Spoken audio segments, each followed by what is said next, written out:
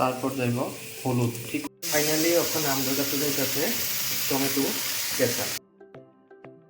Good evening সবাইকে, শুভ সন্ধ্যার শুভেচ্ছা জানিয়ে আজকের ব্লগটা শুরু করতেছি। Welcome back to our Facebook page and YouTube channel Mrs Mousumi creation. তো ওখানে আছে মৌসুমী, তো ওখানে মৌসুমী সন্ধ্যার সময় বানাইবো চানা মশলা রেসিপি, তাই না?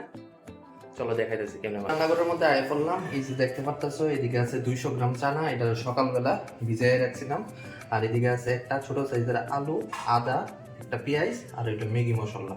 চলো ওখানে কাটাকাটিটা হোক, তারপর দেখে। তো গাইস তোমরা দেখতে পারতেছো এদিকে আলু ডিরে কাটা হইতাছে। এই ঠিক ছোট ছোট সাইজ কেটে সেটা আলু ডি কাটতে হইব।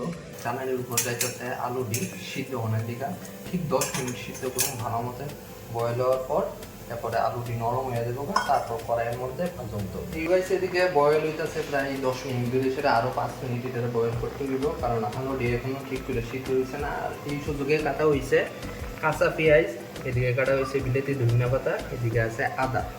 এদিকে গাইস তোমরা দেখতে পারতেছো এদিকে ছোলাটি সিদ্ধ হয়ে গেছে, আলুটিও সিদ্ধ হয়েছে। আর এই সাইডে এখন বয় দেওয়া হয়েছে কড়াই। তো কড়াইটা গরম হয়ে এলো, তারপর দেওয়া হইব তেল, তারপর গরম মশলা। তো প্রসেসিংটা আস্তে আস্তে দেখা যাচ্ছে কি কি হইতাছে। ঢালা হইতাছে এখন সরিষার তেল, ভালো হয়ে গেল।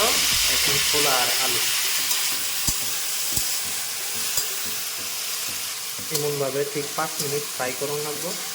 এখন যাইতেছে লবণ, তারপর যাইব হলুদ, ঠিক অল্প একটু। এখন একটু হালকা একটু নাড়াই তৈব।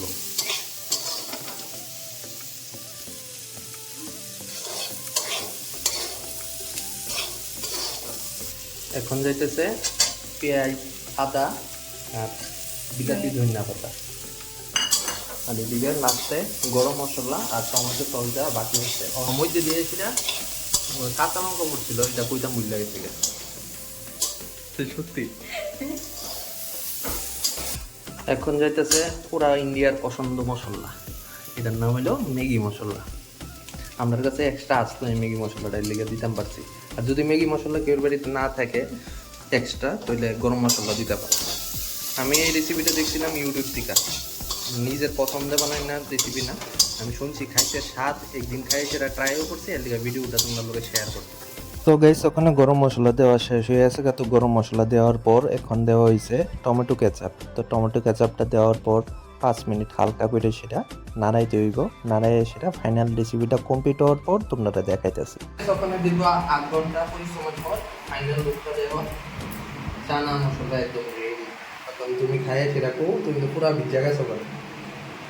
গরম গরম না, ঠান্ডা হয়ে গেছিল মোটামুটি।